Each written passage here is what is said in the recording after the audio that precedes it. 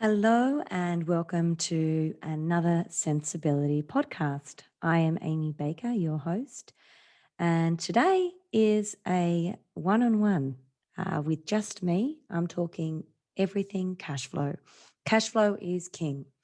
If you listen to my podcast, just in talking about who I am and a bit about my past, you would have heard that back in when I started out my business in 2013, I was a single mum, and it was pretty tough to just go out on my own with no security in terms of no regular income. And anyone who has gone out on their own in business know that feeling of that you've really got to work hard or have a side hustle to ensure that you've got money coming in to pay the bills, and in my case, to feed three little mouths as well. Um, so, just to recap, I actually did have a part time job when I started my business. I had to because I had no income coming in whatsoever. The only way was I had to work in a cafe. I worked in a restaurant 2 days a week as well. And out of that, at least I knew money was coming in. And I got to really learn, even though I'd for years been managing my money and I was really good at budgeting and I've taught people along the way. This was the time where I really developed a, a my cash flow program. It it started off because I needed to know what I could work with after my bills were paid. So I looked at everything and I would put it on a spreadsheet, all my bills and everything. But I really didn't want to be in a position where I was, 1 week having to pay a huge electricity bill and then left with only a small amount. I really wanted everything just organized so I knew every bill was paid this pay cycle and I was left with X amount to work with. And that would be for our shopping and, for groceries and, for kids' activities and maybe some fun on the weekend, or if the kids needed clothing or whatever the case may be. So I started to set out a plan where I could automate my my bill. So I would contact our electricity company and I said, you know what? I am getting paid fortnightly and it's a small amount. So can we coordinate or can we work out exactly how much I'm to pay each fortnight to work out my basic cover? So what I did was work out, we get quarterly electricity bills. So I looked at the last 12 months and I calculated an average of, over a fortnight and then worked it out to be fortnightly. I've got a formula that I do this on a spreadsheet. Client gives me what their quarterly bills are. I pop it in the spreadsheet and we can come up with the actual amount. And it obviously will fluctuate in winter time. It might be more expensive than in summertime, but if you're paying that consistently, you'll end up paying ahead and you'll end up getting rewarded. And that's what I found awesome. So, especially when at that time in my life when, things were pretty tight. So, to get a extra discount because you were paying your bill on time, in fact, ahead of time, was a win-win for me. And it gave me, it became a sort of more of the game and more fun to do. So, yes, paying my bills on time was imperative. It was lots of fun. I would schedule the payments. I did not want them to direct debit me. That's a really important thing. So, my bank, I would set up that I would schedule. So, if money wasn't going to come in, say, for example, the kids were sick or someone was sick and I couldn't work that week and I was in hospitality as well as running the business, I may not have been paid a certain amount that fortnight. I would then go and put something on hold. I would have to go into my scheduled payments and go, I'm not going to get X amount this month, this fortnight or week. I think it was fortnight back then. So I would have to do my numbers and go, I will have to sacrifice this and this. But then I just add an extra part payment the following fortnight. It's really important to be on top of this stuff. So that was the first thing. I would focus first and foremost, and this is what I tell all my clients, your fixed expenses. That's really money that isn't yours. You've committed when you pay rent, you've committed to pay someone to be in that property, or when you're paying a mortgage, you've committed to the bank that you are paying them back. That's a fixed expense. Your electricity, you've committed to an agreement that you're using the electricity provided by that company, so you pay them as well. Same with your telephone, same with your internet, same with your Foxtel, or whatever, Netflix, whatever entertainment arrangement you're in. Same as your gym. Private health insurance.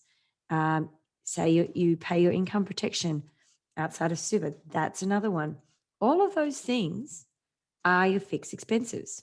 So the first thing you do when you get paid is you pay what you owe. You pay that. So you can then pay yourself. If you don't know what you're paying yourself, you're in trouble. So knowing what you owe first allows you to pay yourself. A lot of people who talk about budgets say, pay yourself first. Well, that's all good and well if you know what that amount is. What is that net value?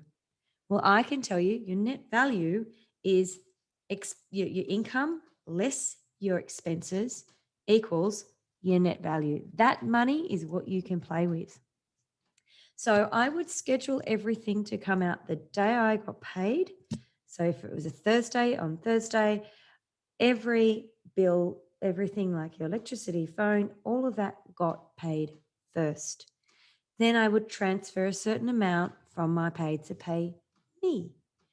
And that money would be things for, it might be that I'm going out with my girlfriends on the weekend, or I want to go get my nails done. I don't know what it was back then. But, and to this day, I now it's more about I go and get my nails done once a month. I go out with my husband. So we actually have our date night and we have our, going out money.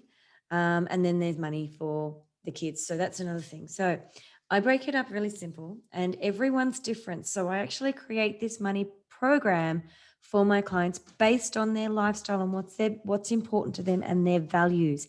Really important to understand what your values are. You will stick to these kinds of programs so much better, easier. It wouldn't feel hard. It would be effortless when it's in line with your values. Your values need to be in line with your goals. You will achieve those goals. Those goals need to be done to set so that you create habits. I saw an article the other day saying goals versus habits. Well, they're one and the same if you get that right. Get the goal first, create habits to make the goal happen. So this is really what we're doing. We are creating habits with our banking to make the goals happen. So first step, set your scheduled payments with all your fixed expenses. Second step, work out your lifestyle goals. Do you want to have some put away for savings? What are you saving for? When are you going to get there? Are you saving to invest? I would love to hear that. Yes, of course. Are we saving for our retirement as well? Are we contributing to our retirement savings through superannuation? Are we salary sacrificing? All of these things we can incorporate into a cash flow plan. So the first step, fixed. I'm going to repeat myself, but that's how we, really get it through. Fix expenses. Second, pay yourself a certain amount that you can use on the weekend or to play money. Another one would be, maybe a date night, or, your savings goal. I usually suggest, depending on the client, if it's just a single person, maybe 3 accounts. So if you've got a mortgage, everything goes into that offset account. You pay your bills through the offset account. Then you transfer across money to yourself that you can play with. And then there's money over to your savings. Now the play with, also you've got to consider your variables. Sorry, I missed a step. Your variables are things like groceries. So work out an average of how much you want to spend each week or fortnight on groceries. And I actually am starting to do this with meal planning. During our holidays just recently, we'd moved house. My pantry was in absolute disarray. It was insane. Like I could not find anything. I was still unpacking boxes, finding plates. I couldn't find half of our china. It was an absolute debacle, this move. It was probably the worst move I've ever had. So it took a couple of months for some level of organisation to come into our home. But with that, the disorder sort of crept over in terms of eating. So when we got our, we for points are in a system where we actually have a card, and that card pays all our variables, and we pay that back every month. And this month was blown out of control in like to the point where I was like scratching my head going, how the hell did we get here? And it was really simple. It was because we were not organized. We were not organized with our meals. And with 3 teenage boys and a baby and 2 adults that have crazy busy lives, there was Uber Eats and takeaway and shopping, grocery shopping almost every couple of days without any planning in regards to meals. Now, I don't expect you're to go Martha Stewart on me. No, I don't, we're not doing the whole crazy budgeting way of managing your money for your groceries. I'm not expecting you to do that. What I'm saying is just be mindful, plan ahead, have a look at the past, have a look at how much you've spent. Now, how I do that with my clients is I get them to give me 90 days in a spreadsheet. So you can actually export your statements into a spreadsheet and send that to your advisor, whoever, someone like myself, or you look at it yourself. And then I categorize what that looks like. And I can actually work out on average over 90 days, how much is spent at the supermarket, how much is spent at takeaway, how much is spent in a restaurant, how much is spent on all of your bills, all your fixed and variables. So that's another key thing is work out what your variables are. And there's 2 ways of doing it. One, by looking at the historical data. Now, that is my best way, my favorite way, and most accurate way, I believe. You could sit there and go, okay, these are the meals, we're going to go shop, and that's sort of how we're going to live going forward. But life gets in the way, and sort of setting a budget like that can be a bit tricky and it can be restrictive. So my advice is go back to the last 90 days and work out your average spend, because and if you think that is then a bit too on the high side, then maybe you look at working on tightening things up. Okay, maybe that's where you look at the meal planning a bit more, or going, you know what, we don't need Uber Eats this weekend. We might just actually do a big cook-off with everyone on Sunday, or we have a potluck with all our mates and everyone brings a dish over and we can all eat together. Things like that are great, fun ways of being frugal. I remember my mum once said to me when I was a single mum, well, I've got a recipe book on 100 ways with mince. And I was, oh my God, I couldn't think of anything worse. No, Mum, I do not want to work with mince every single night of my life. First, I don't think that's going to be great for my cholesterol levels. And secondly, boring. I don't want the same I'm not a big meat eater anyway.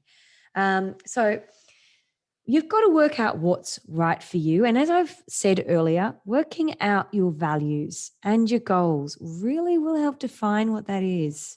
You might go, I really, really like being healthy. I really like having organic food.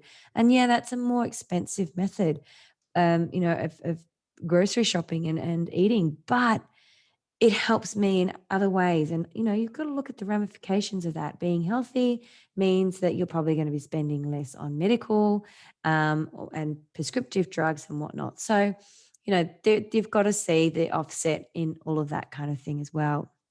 So let's recap. Find your fixed, know your variables, pay yourself, and save. So I mentioned that I recommend 3 types of banking. So having your offset, having your everyday bank account, which is sort of, where you can use your tap and go. So that's where you have your groceries and, your stuff that you need every week. That's going to change your petrol. You may have sort of your Uber account linked there because you're not going to Uber all the time, but maybe once on the weekend you're going out, you're having a few wines. Hey, that's going to go on your variable. It's not a fixed cost.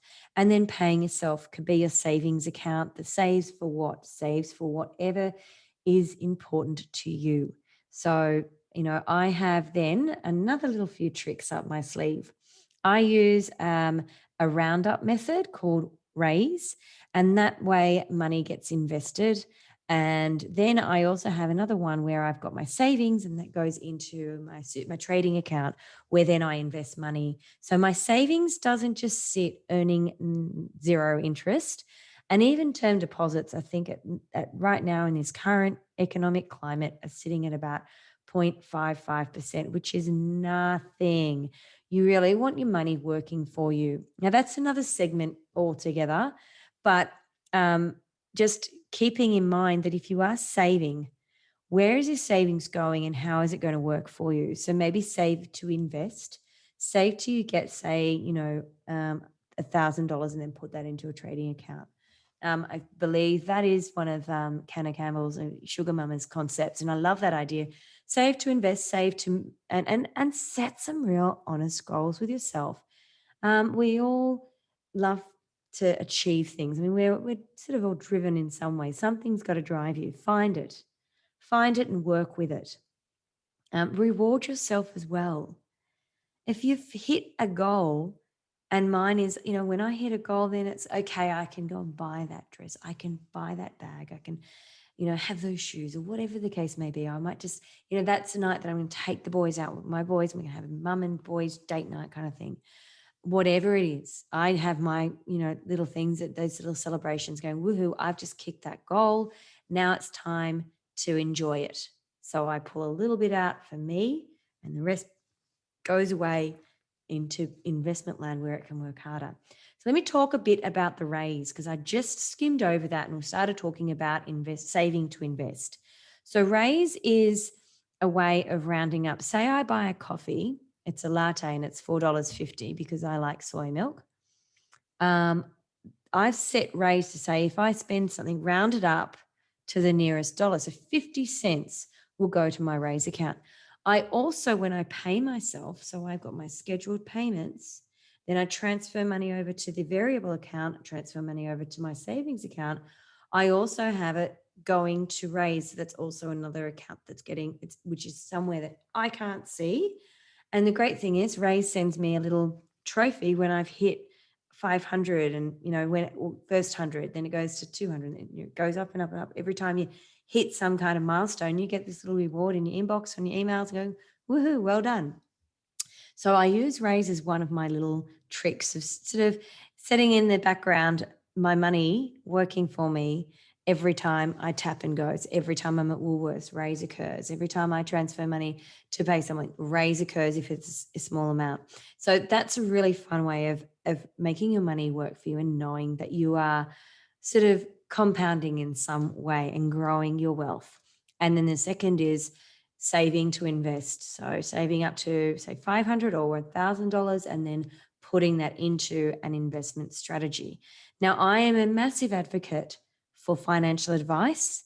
If it's not me that you're seeing for financial planning and financial advice, then that's okay. It's a very personal relationship that you should have with your advisor. You need to they need to understand you and your goals and objectives, and you need to be really comfortable with the advice they're giving you. So I would be, if you are looking to invest, I certainly would be looking at seeking advice. However, there are other amazing businesses out there, robo-advice sort of businesses, such as Stockpot, and which advisors can work with. So I'm linked in with Stockpot, and clients that want to do it themselves, they don't want to, they come to me with just a really simple ad hoc sort of piece of advice, like maybe cash flow modeling, or they may want to come and see me with the money coaching, and then they're going to take it on their own. That's great.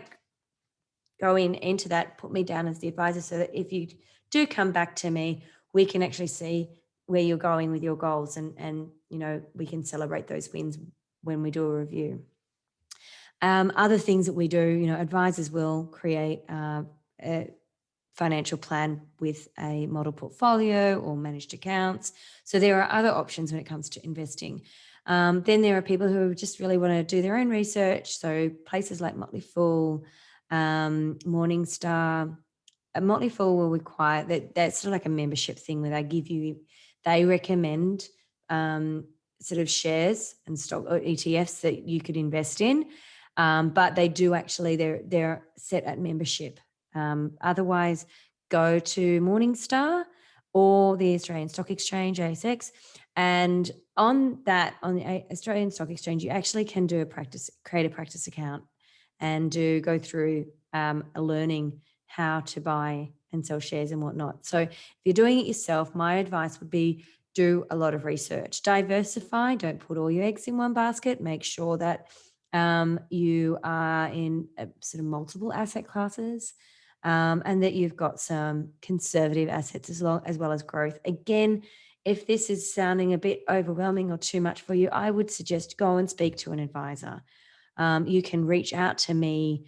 I do have you can actually on my website select to do a initial free consult, and thereafter we book you in. So the free consult's only 15 minutes. It's just a quick, what do you need? And then I can give you direction on what kind of appointment we will go for from thereon after. So let's recap on the Cash Flow King podcast. Always know what your fixed expenses are. The best way to do that is go through your statements in 90 days, turn that into a spreadsheet, then do a sort, work out what is going in and out of your account. So when you sort, you can sort from the actual column that the money's going to. For example, you'll see Woolworths and Caltex and Coles and Zara. You see all sorts of things, Telstra. And then you could actually work out, well, that some banks will even actually categorize for you. And that's helped. Sometimes they get a little wrong, but it gives you some idea. And then you can then start working out. Then you break it down and you can actually turn what you pay in 90 days into dividing that into, weekly, monthly, fortnightly. And that gives you a real clear idea of what you need to be keeping in that fixed account. So that is set for all of your direct debits that go out on the day you get paid.